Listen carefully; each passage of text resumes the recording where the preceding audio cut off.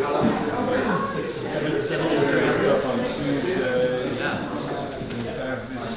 only, I think it's the longest one.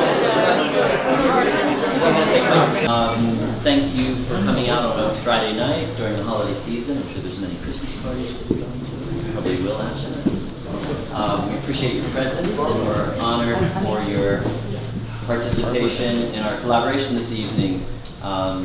As advertised, there's a short film followed by a performance, and we are in collaboration with Jude Tallichet, Matt Freedman, Jude Tallichet, and myself, John Bruce.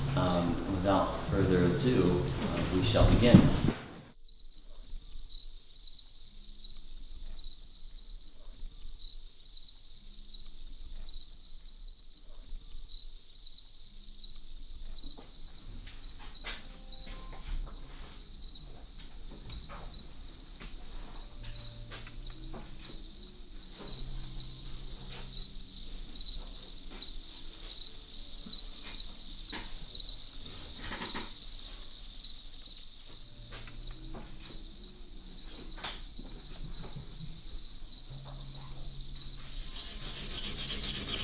Very strange to be looking at this video. It's telling you about the first one.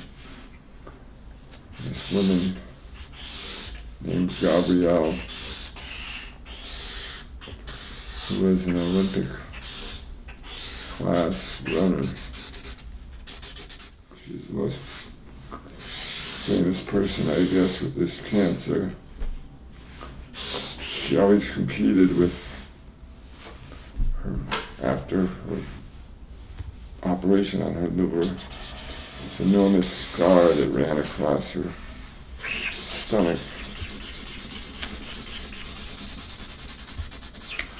And she raised lots of money for research for this disease. People ran in her fun runs. They're supposed to be brave like Gabe. Like a lot of athletes, she seems to have been an incredibly positive, upbeat person.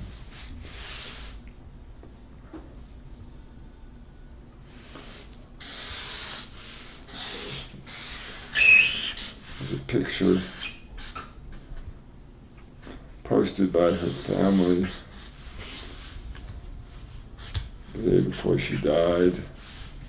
She'd come home to die, and you could see her face peeking out between all of these strong young men.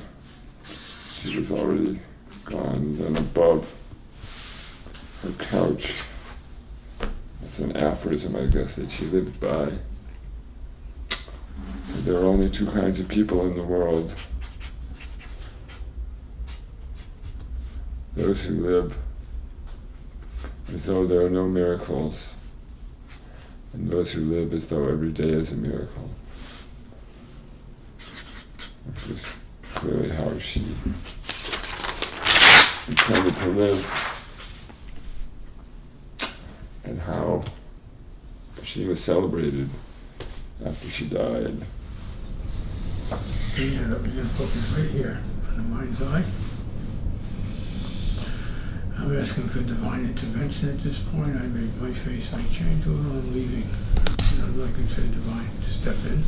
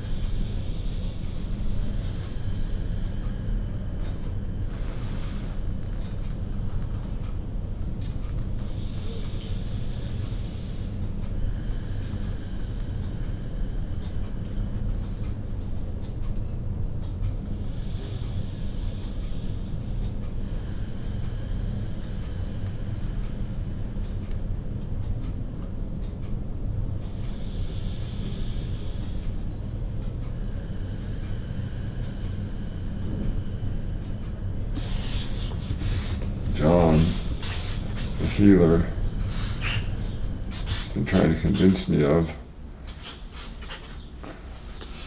which is that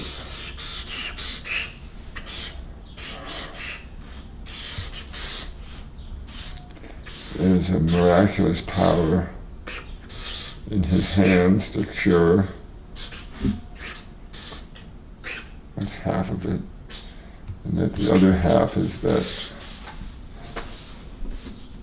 the cause of illness, cancer, lies in the patient's own history, not their medical history, but their personal psychological history. It's an old story that cancer comes because of some kind of repression in the body. But the tumors in my lungs come because I failed to free myself from some childhood trauma. The tumors in my liver come because I had too many negative thoughts. The tumors in my spine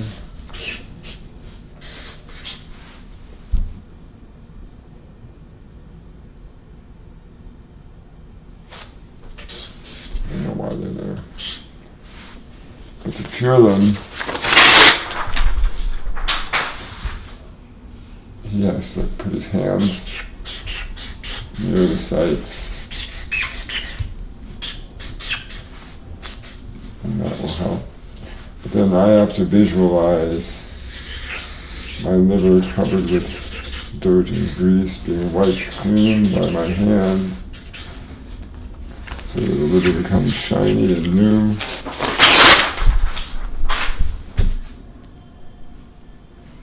I have to imagine my brain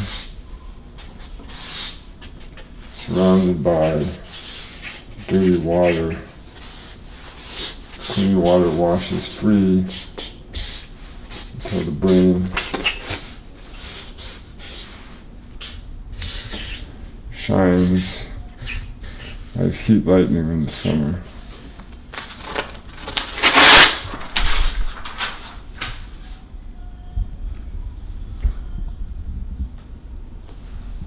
I first heard about John because a student of mine had stomach cancer. And he went to see John. And John fixed it somehow. The doctors were amazed. His name is John too. He said you should go see him even though you won't be very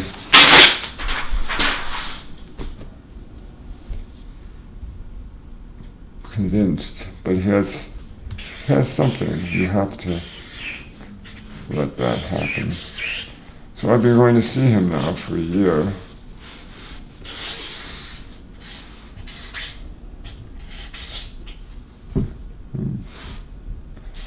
Each time I go there, I can't believe I'm there.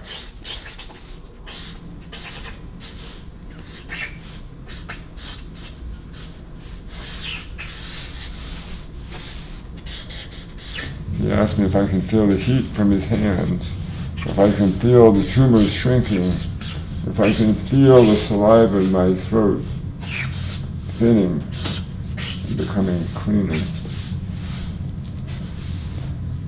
Of course, I don't want to insult him. And once you put a question into your mind, a suggestion, you have to consider it.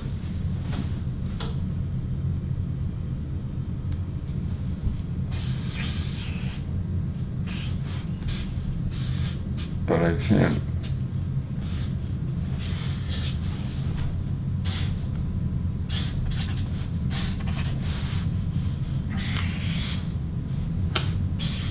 Figure out what I'm doing there.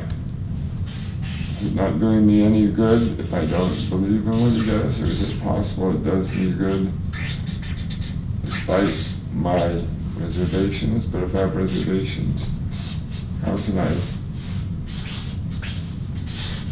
with any kind of intellectual honesty, continue to go there? Sort of amazing to watch him. Yeah.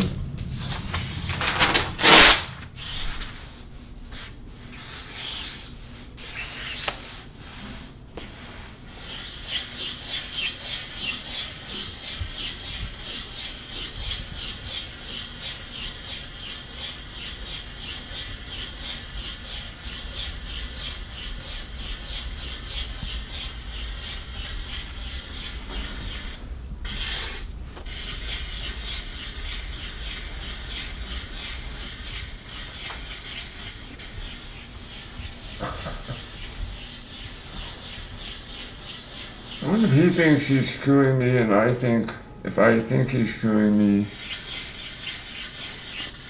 maybe that's enough to trigger some sort of mysterious immune response in my system that I can't turn on by myself.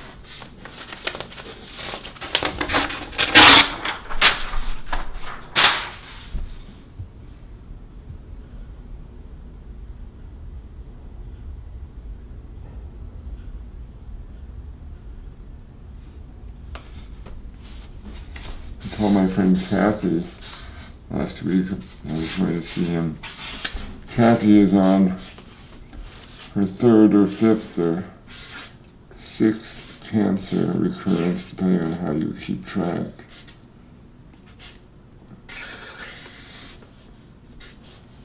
Because she lives most of the year in France, she goes back for her treatments there because they're free.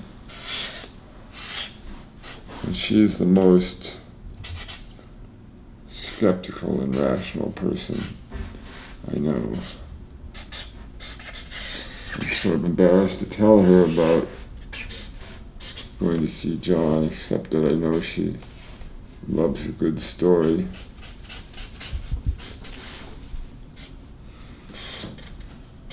So I was telling her about John and his belief that somehow he's a conduit between God and this world. As I'm saying it to her, it sounds more and more absurd.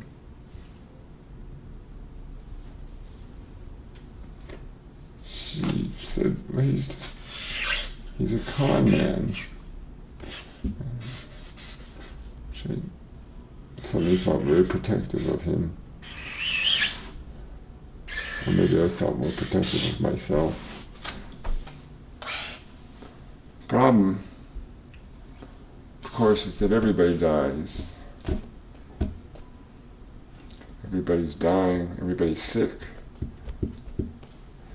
I thought that was my job as a sick person, is to acknowledge that.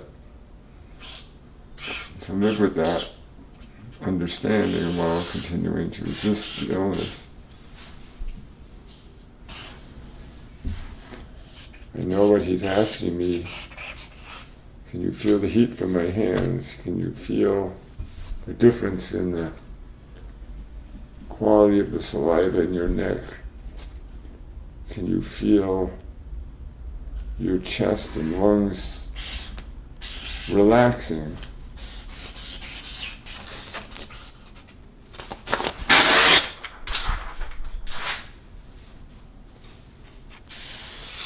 In that book that he showed at the very beginning of this,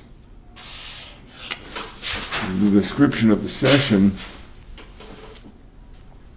where he cured this man who was also, I guess, a believing Catholic, he was appealing to Mary, the mother of Jesus, to heal this man. And in the book he says, as I watched John's face, it transformed from his face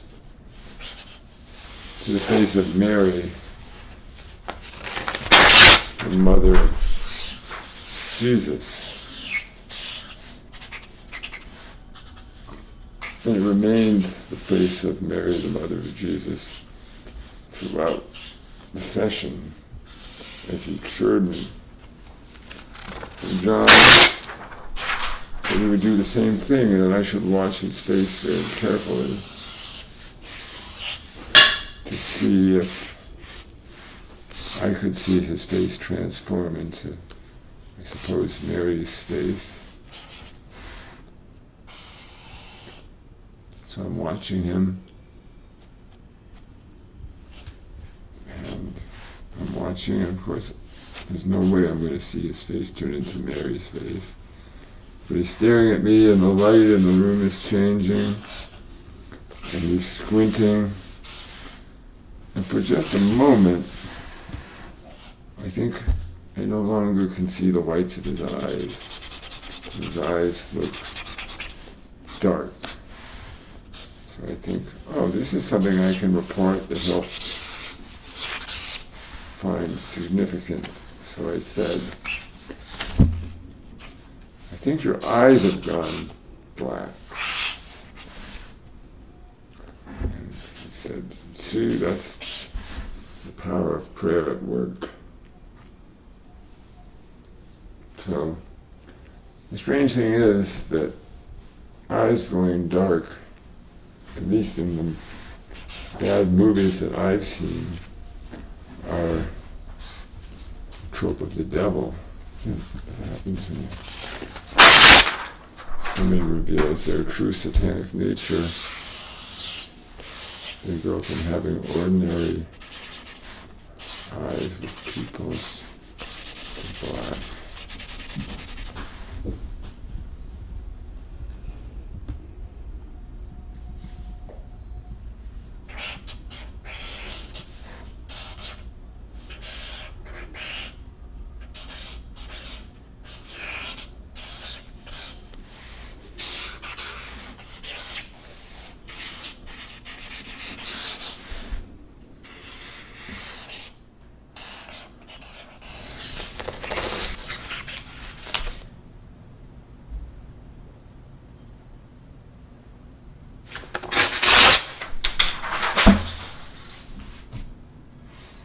I wonder what he would say if he had Gabrielle, the runner, in his office.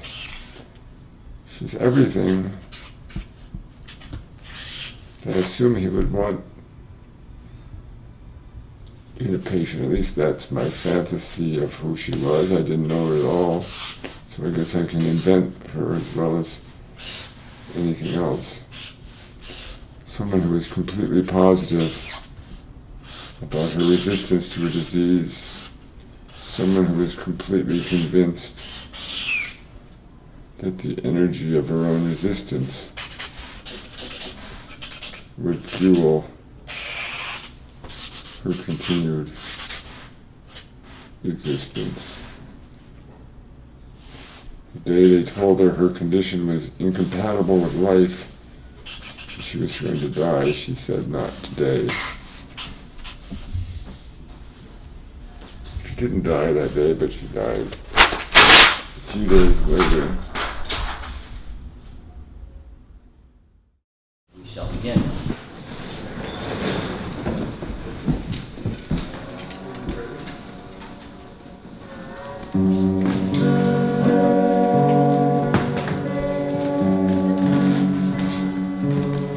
Jude and Matt, a.k.a. Matt and Jude.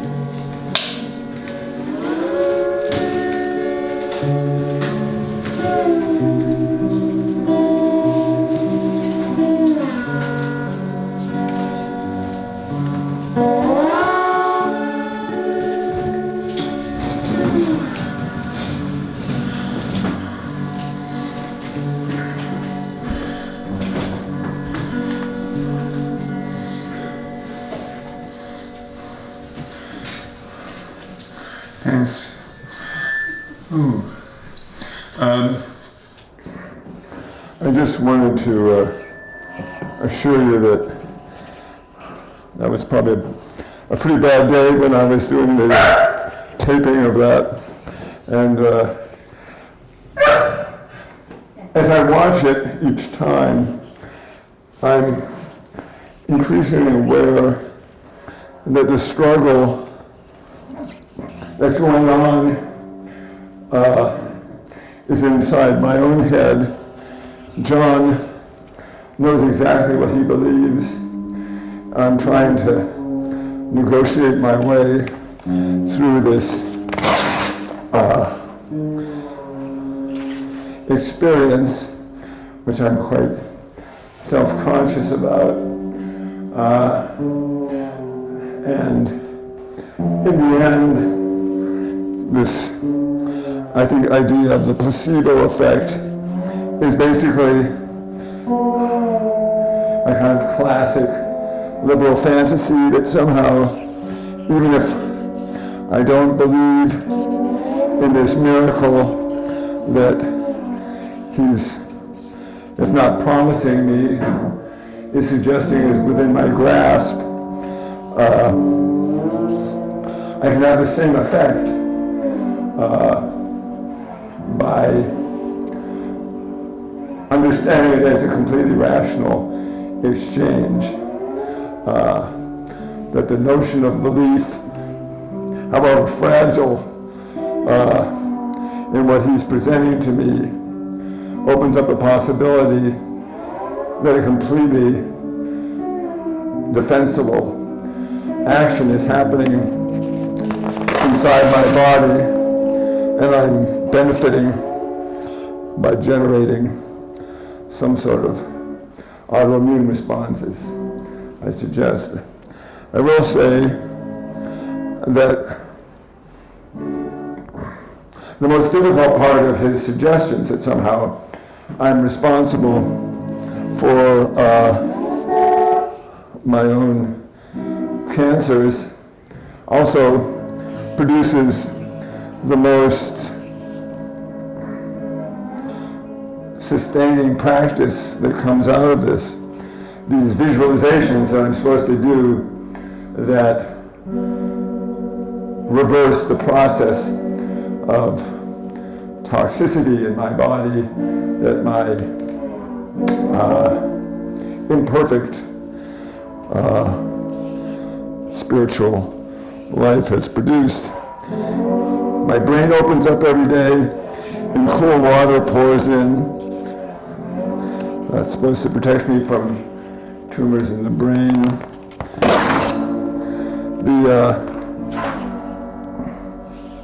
The skeleton is protected by a bolt of lightning that's supposed to strike me and turn my body sort of black and white. The skeleton flashes like an old cartoon, and then I take a golden brush and scrub the tumors from the spine and the hip, and maybe the knee.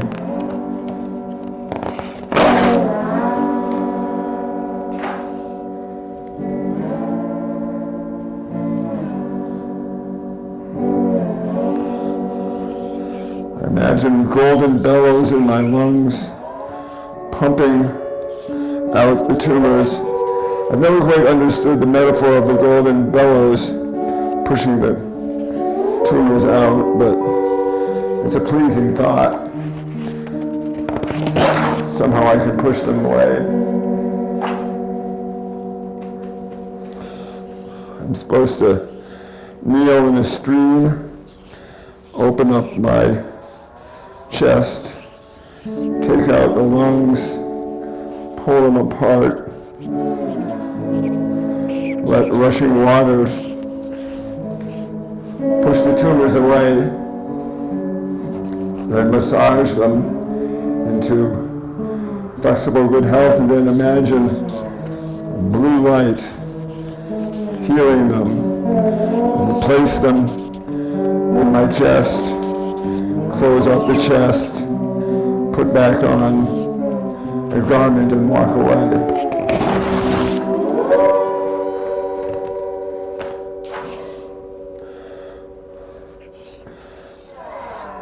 that day of the taping, in addition to Gabrielle dying, also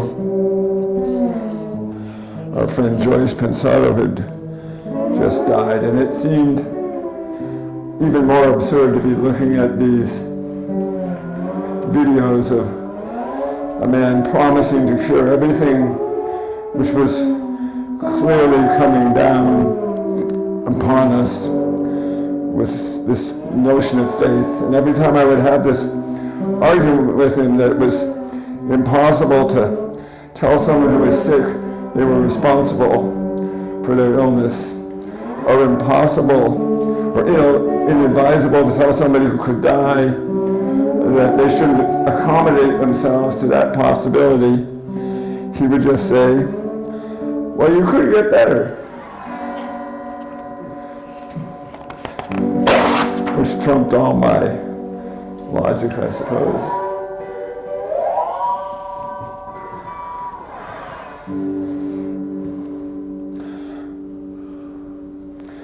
Beyond all that, what was interesting to me about this project is that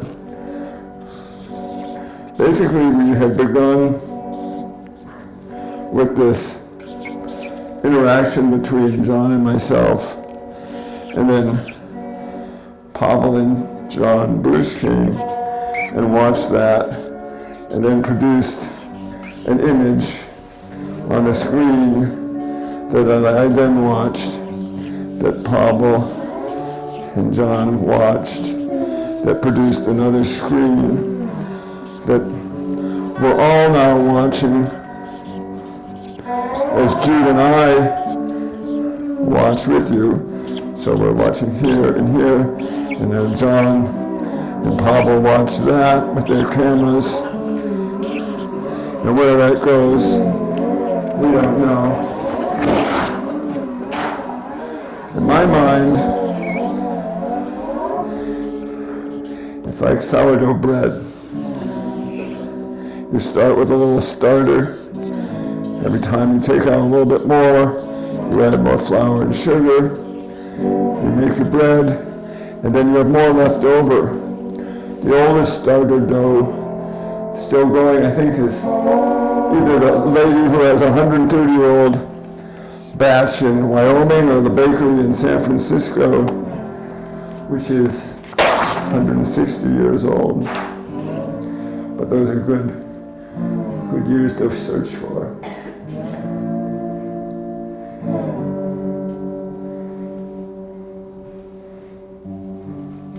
The book that he held up,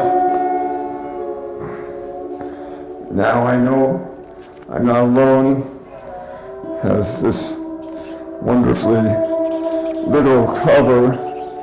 Jesus in his robe is gesturing to a man who's very theatrically scratching his head as they stand at a fork in the road. I'm not sure if Jesus is telling him which way to go, or he's just telling him that there's a road ahead. But the book, which is written sort of from the position of a skeptic, does end with this, or doesn't end, but it contains this remarkable scene where what I think John actually says to the writer is, I want to show you how God works. And as he's watching, he sees John's face. He's very specific, becomes narrower, the lips become smaller, the skin becomes perfect, and this effulgence of light behind the face of Mary, the Mother of God, appears, which he interpreted as an archangel protecting him from the holy presence. When he when John repeated this, I think when John and Pavel were filming, and I knew I was not going to be able to see what he wanted me to see, but I wanted to see something, and I saw the lights change and darken. It was appealing to think that I'd suddenly seen the devil, but I didn't feel really that was what was happening. I felt like I wanted to give John something that he wanted, and he was happy with the darkening eyes. It was only my cynicism that saw the devil. He did help me the last time I saw him at a very practical level. In addition to his other more spiritual pursuits, he's a clarinet player, and he knows how to breathe from his diaphragm, which is something, as I have increasingly greater and greater difficulty with my breath, and my oxygen saturation level goes down, I can't, let me try it on this finger, I can't catch my breath without panting a lot. But if you breathe through your nose and use your diaphragm to push up, as he showed me, you can increase the saturation of blood in your lungs and become more and more integrated into the world. I just want to see where I'm at right now. I have to stop here. Normal saturation. Oh, I'm doing very well. 94. We should be able to get through this.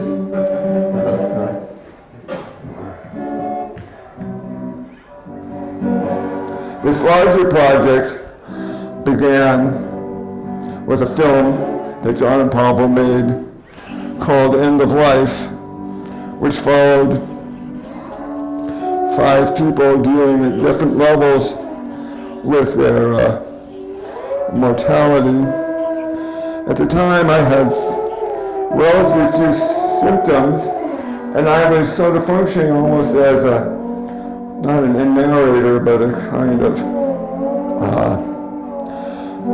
occasional presence dealing with some of the issues that were popping up in the lives of other people, and also the larger metaphysical idea that we just talked about earlier today of how the act of creating a movie itself records life, and then at some level seems to perpetuate it beyond the edge of physical death. And one of the stories I told was the story in the short novel, The Invention of Moral, about a man who swims to an island and finds a party going on in this remote villa. And he falls in love with one of the people at the party, but nobody can see him. He eventually realizes that they've all been captured on a camera that records every aspect of life itself, not just visual and the audio, but the subjective experience of every individual at the cost of physical death.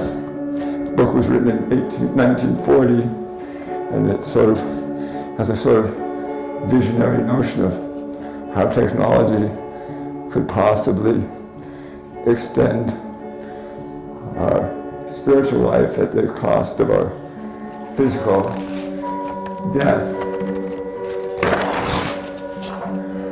And we filmed that scene in the movie, which gave us and Ian the idea that this could become a project in and of itself.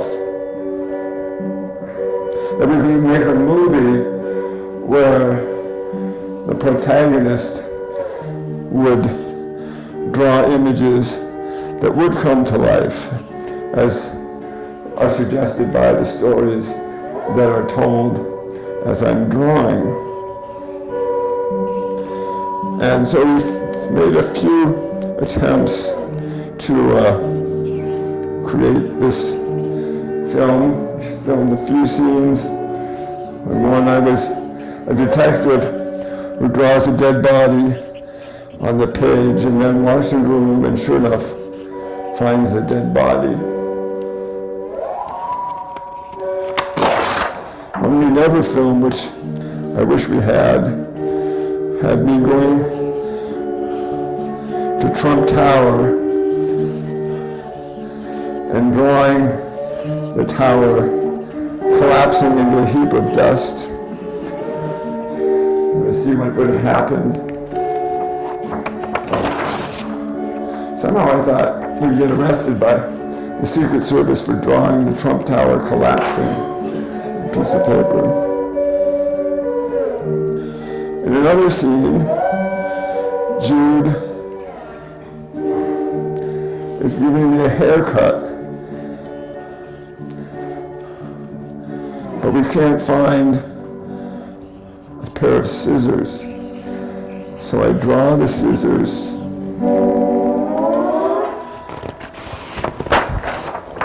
And I crumple up the scissors. Scott, you have to forgive me. I crumple up the scissors, the page of the scissors. And then when I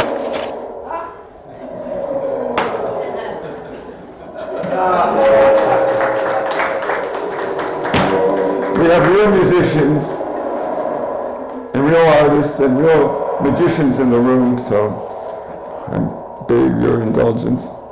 But I actually practiced that 3 times.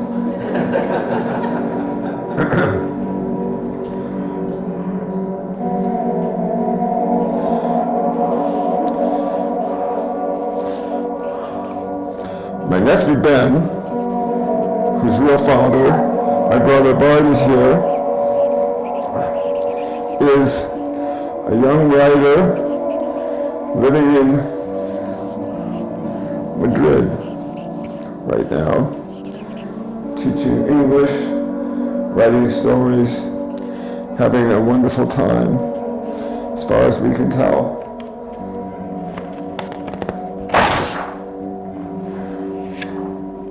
He sometimes sends me notes. The last time he said, no text, have you ever heard of the Prado Art Museum?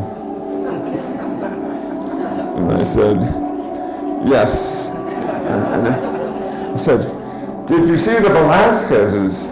Did you see the Meninas? And he goes, I don't think I saw that. But did you see the naked lady, not the naked, the bearded lady who's nursing a baby?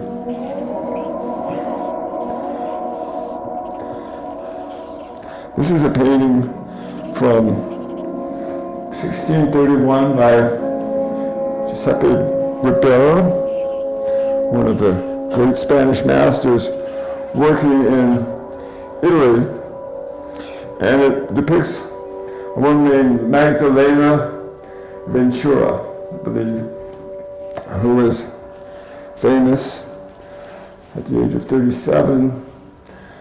After having 3 children, she began growing a long, luxurious beard, and was considered a miracle. The painting is really a wonderful painting. So it presents her and her husband and one of her children nursing in this very straightforward way. She's standing and holding the baby. It's a pillar of strength. She's much more substantial than the husband. It suggested that this painting about the sort of enigma of identity itself, or suggested that it's 140 years after the expulsion of the Jews from Spain. There's still a notion that anyone could be anything. Christians could be Jews. Men could be women. It was all fluid. She looks remarkably like one of the rabbis that Rembrandt painted.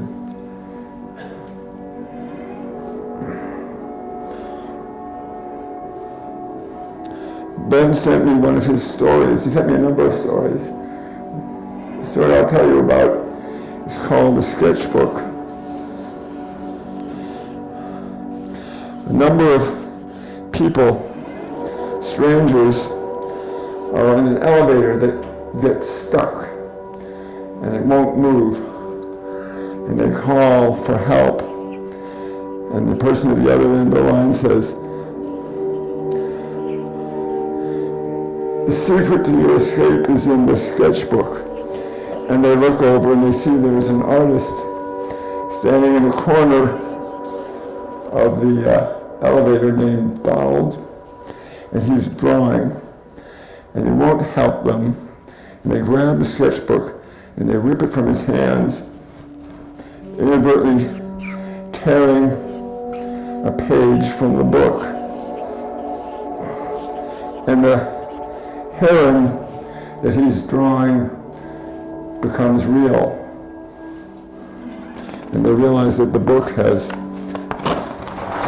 power to create anything that's in it.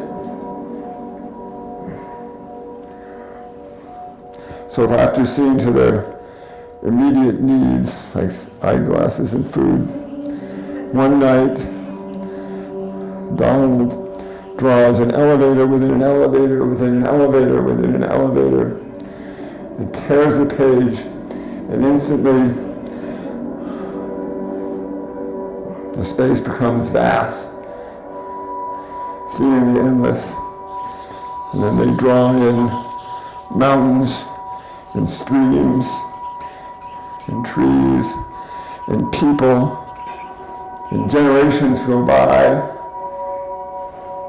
and the notebook is initially venerated and then forgotten until all that remains is this vague notion that maybe at some point far past anyone's capacity to find it, there is an end to this space.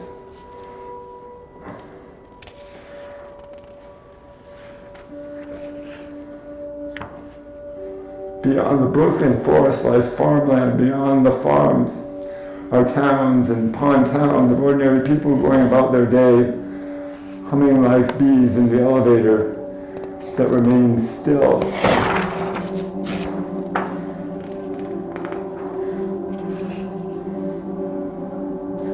I asked Ben if he knew about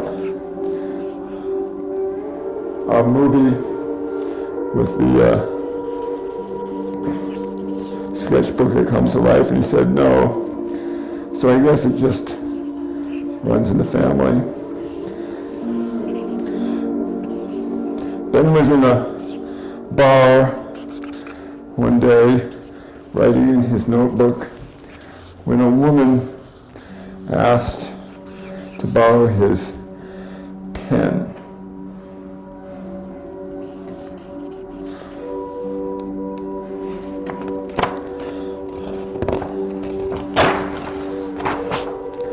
And he gave her his pen. And when she gave it back, it was wrapped up in a napkin. And he thought that she was a germaphobe. But when he opened it up, there was her phone number. And they went out on a few dates and enjoyed themselves. I think she's an actress and she has to go off for plays or movies. It sounds very romantic, but she doesn't speak English and they can't really communicate. So he's not sure if it's going to last. When we told my mother the story, she said, "It's because he has a man bun." And a man bun means that you're a swinger and that you're up for anything. She's been trying to get him to cut that hair for a long time. She's actually probably onto something. There's something called the Fisherian runaway sexual selection theory. Darwin wrote about this too, and you're all familiar with it, which is, of course, that traits of physical vigor and ornamentation are an indication of health and fertility. Hair is particularly useful as an indicator because it grows so slowly that anyone with long hair, even if it's wrapped up in a man bun, is manifesting at least 2 or 3 years of health. It's probably a good candidate for mating.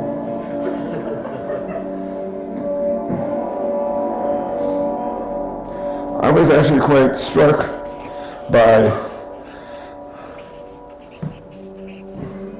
hair in the video, particularly John's luxurious, combed, coiffed head and mine,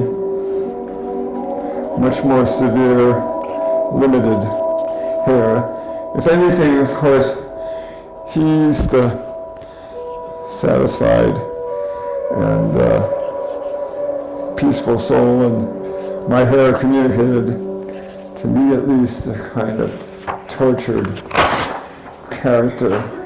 I realized only recently what my head reminded me of, and it's sort of a strange place to end up, which is that when I was a boy, I taught myself how to sculpt by looking at books. I was too shy to go to class or even study anatomy as the proper way. And I was particularly taken by Donatello. Something about the physicality of his figures and their sort of intense inner life and containment that appealed to me. What was particularly strong was a sculpture of his favorite, perhaps called Zuccone, or Pumpkinhead. It is an Old Testament prophet called Habakkuk. He's self-evidently without almost any hair on his head. He's sort of looking down in agony. Habakkuk wrote songs of praise to God, but he's also one of the few prophets to question God, why God allowed evil to flourish, why God answered some prayers and not others. Nobody knows what he did, where he came from. There are very few stories about Habakkuk, except for one. There's a wonderful medieval illustration of this angel of God with beautiful flowing hair, carrying Habakkuk by the hair. He's holding in one hand a pot of stew, and the other a wicker basket. They're wearing clothes of their time, medieval time, and he's being lowered into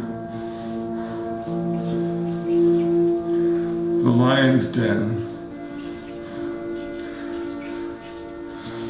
with Daniel. The story is that when Daniel was in the lion's den, the angel brought Habakkuk with a pot of stew, not to feed the lions, but to feed Daniel, which is a complicated story, but because it all came out okay in the end.